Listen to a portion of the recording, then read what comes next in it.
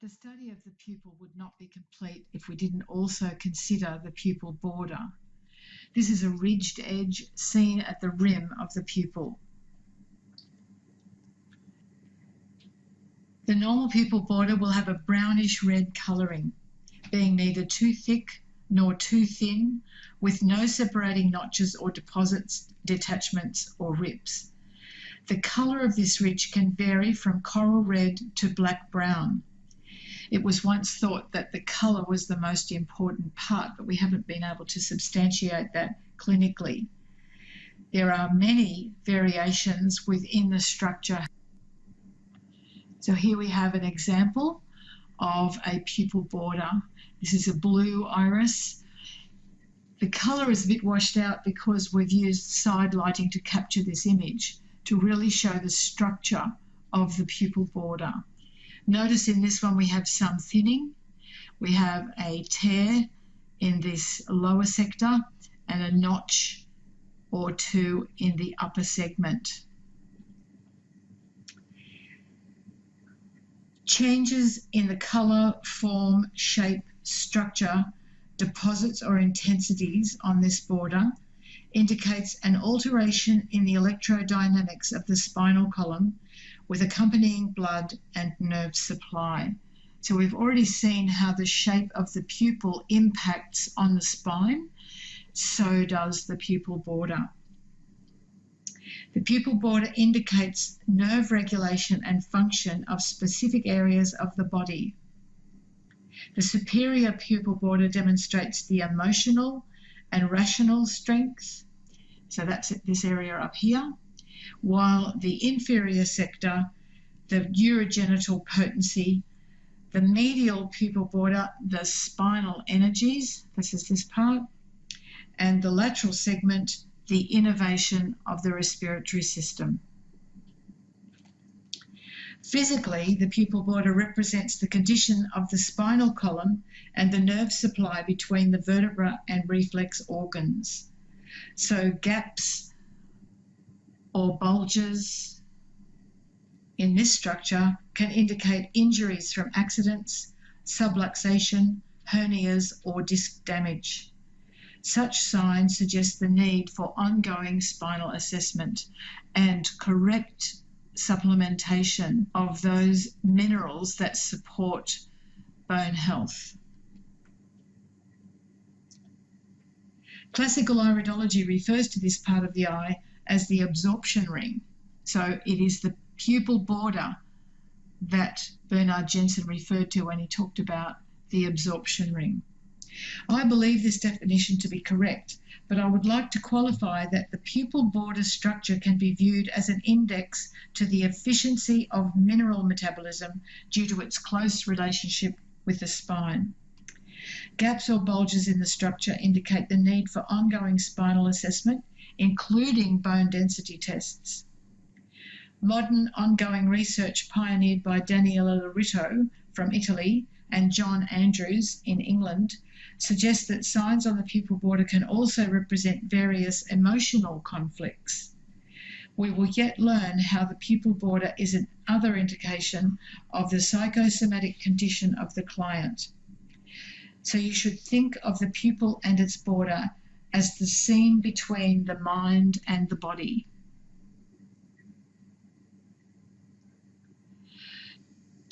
Usually, the coral red colour is only seen in lymphatic eyes, and we don't really see variations of colour in hematogenic eyes. They're mostly black, brown, or even black.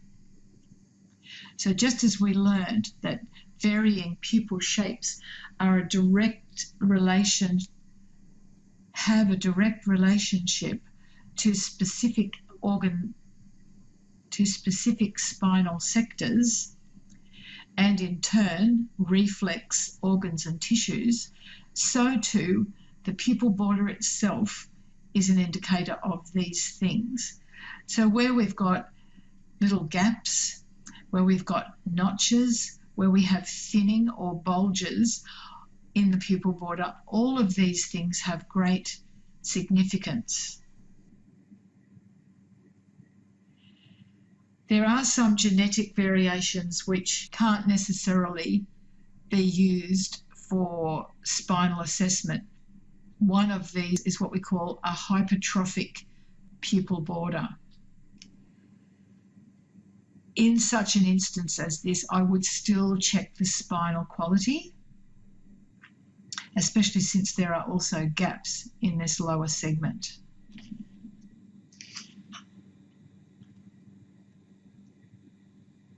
And there is such a thing as pupillary remnants. So at one time during fetal development, the pupil was completely closed. And when it pops open, sometimes there's an incomplete separation and we find pupillary remnants on the pupil border. What should you look for? First of all, deposits on the border, the quality of the border, and the structure of the border. Let's look at some variations on the pupil border, starting with the asthenic pupil border.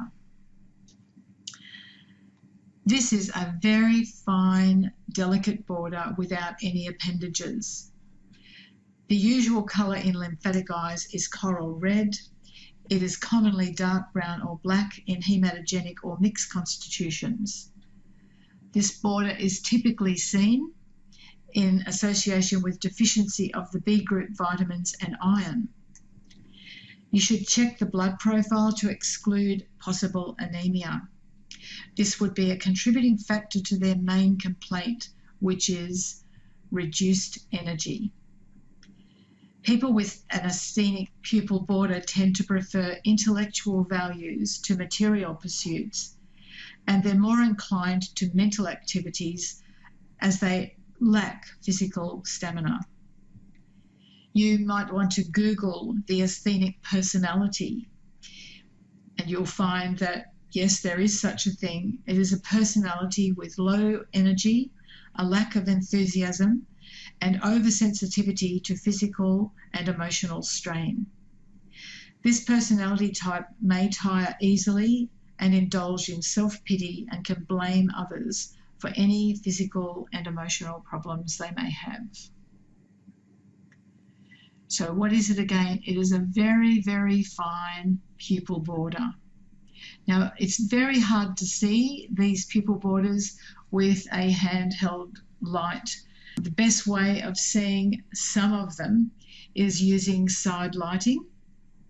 But if you have a microscope and if you've got a good quality iridology camera with adjustable lighting that enables you to have strong side lighting, you should be able to see a pupil border quite well. Here's another example of an asthenic pupil border in a lymphatic eye.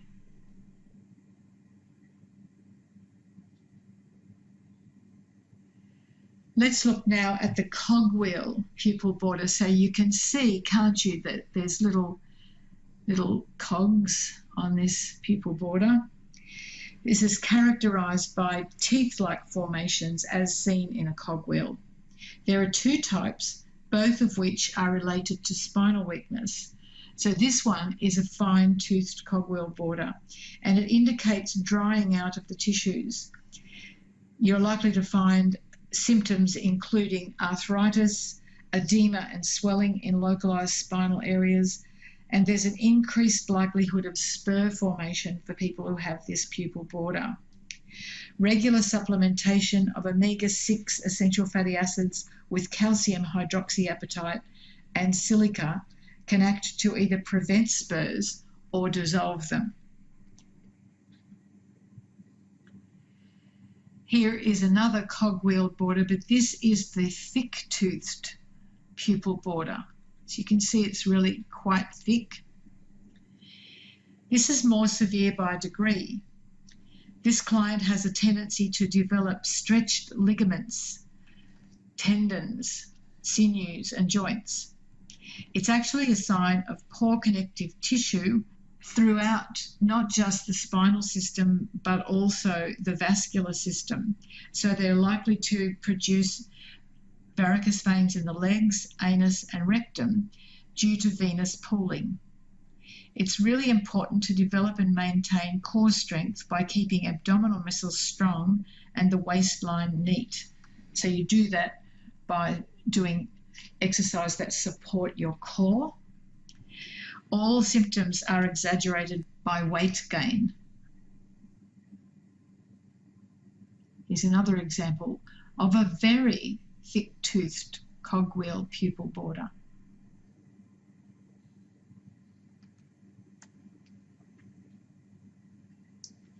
And another. This person has both thick-toothed and fine-toothed cogwheel pupil border. So in this case, we would apply both dispositions. He also has a significant gap in his pupil border. Now, this is exactly what an injury site looks like. When you see a gap like this, you would inquire about injury to the lumbar spine. So I've seen this particular presentation in people, for example, who had a chair pulled out from underneath them when they were young children. And that part of the pupil border literally disappears.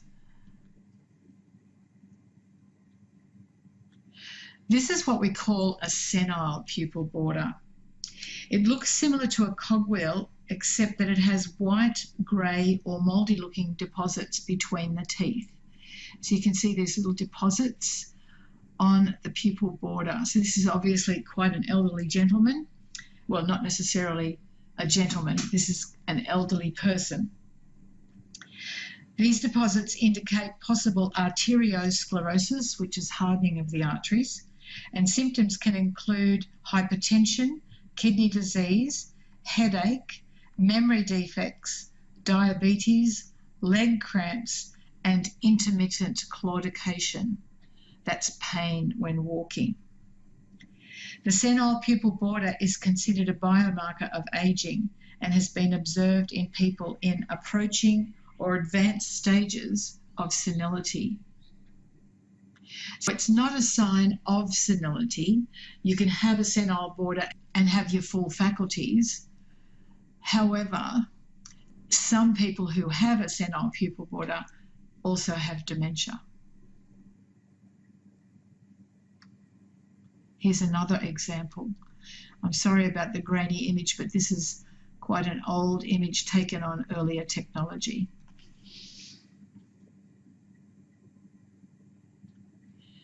Let's look at an apoplectic pupil border, which is really quite a thick, structureless pupil border. Here's another example. This is simple and broad with an unremarkable structure. It is the thickest of the pupil border categories and has been likened to a bike inner tube. This can indicate serious venous congestion, especially in the head. Symptoms include emotional excitability, tinnitus, and vertigo. This pupil border predisposes the individual to the possibility of a stroke due to increased blood viscosity. So when you see a thick pupil border, broad and structureless like this, think of thick blood. If you've got a HemoView, you can recommend that they have a test to exclude the possibility of platelet aggregation. Here's another apoplectic pupil border. Notice how it's quite thick. It has no teeth, no cogs, no rips, no tears. It's just like a bike in a tube. And another. This is quite a common pupil border, and it's been my experience to recommend people to go and have their bloods done, and yes, indeed, they did have increased viscosity. Now, a trauma pupil border is characterized by an irregular structure punctuated by deep splits and notches. So when you see irregularities where you've got little bulgy pieces and pieces missing, think in terms, see these little notches here, think in terms of damage to the spine. and these injuries have resulted in nerve damage.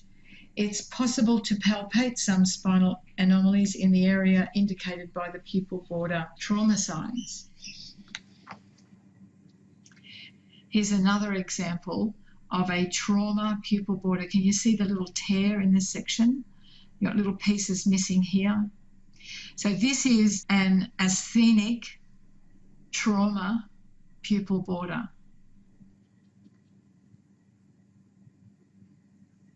Here is another example where we've got bulges, we have gaps, many gaps.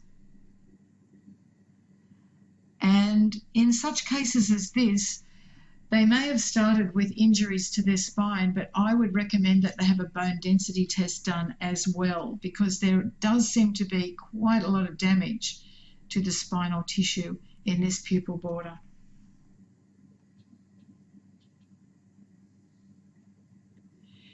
And thinking about a trauma pupil border, this is the one that we've looked at a couple of times. Notice that we've got some bulges, we've got some thinning, we've got a little piece missing here and there. And if we look at that really close, so this person had a motor accident at the age of 5 where she was a pedestrian knocked by a car and landed on her head, fracturing her skull. So there's also a little gap here. So there's a gap here and a gap there.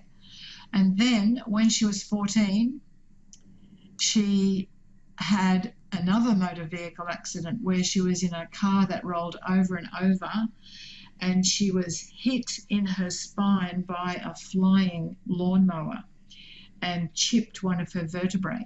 Now, this is obviously a site where we would suspect perhaps bone loss in this region. This is the thoracic spine. She is an asthmatic. And when you see any thinning of the pupil border, you do want to think in terms of physicality as well as just the regions affected. And I would recommend bone density testing in any case where I saw thinning of the pupil border as significant as that. And then also when she was in her 50s, she had a fall when she was walking briskly one morning. She slipped and came down on her coccyx and knocked it a centimetre to one side. And of course she's got a gap right here. So the story of this girl's spine is on her pupil border. So this is a very good example of a trauma pupil border. Then we have a rheumatic pupil border. And this is identified by accumulations of red or orange in the actual pupil border itself. So you see these little deposits that can be red or dark yellow pigment, and they indicate a rheumatic disposition. So rheumatics refer to soft tissue. Joseph Angerer described this pupil border as being an accumulation of metabolic refuse of a disturbed urea metabolism due to both kidney and liver damage. And it's more common to see this pupil border in the aged population.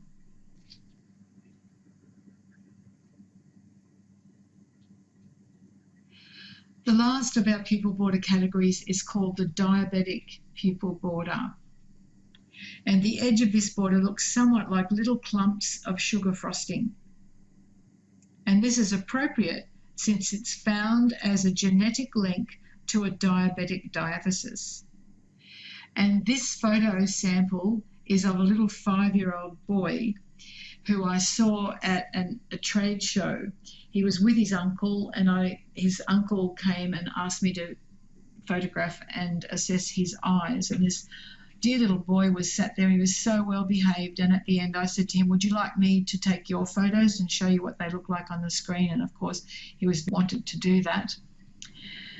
And when I put his eyes on the screen, I couldn't believe my eyes that I hadn't seen a diabetic pupil border before this time. So straight away I was assuming that his uncle was his father, and I said, is there any family history? with diabetes. And he said, my sister's husband is this boy's father and he has diabetes mellitus.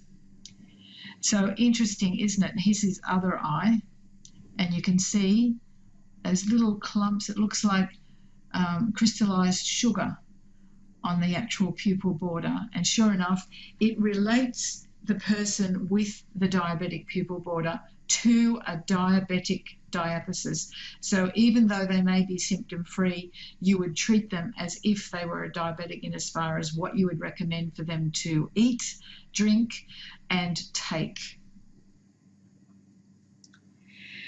Many of these signs can only be seen with the assistance of high-powered magnification, such as a microscope or macrophotography. Anything that varies from the so-called normal pupil border could be significant. The pupil border is yet another indicator of the strength of the impulses received from the nerves throughout the body. You will observe people who have specific flatness but exhibit no symptoms. This is an opportunity for the bearer to take stock, to make lifestyle changes while they're still well. It's a fact that ocular signs give clues long before any pathological change has occurred, and when seen in this light, we see the true beauty of iridology. It can be used as a preventive tool. Our next lesson is signs in the sclera. The sclera is a very reactive part of the eye and can change in a moment of time. Iridology is incomplete without sclerology. Learn how to use it as a perfect partner to iris analysis.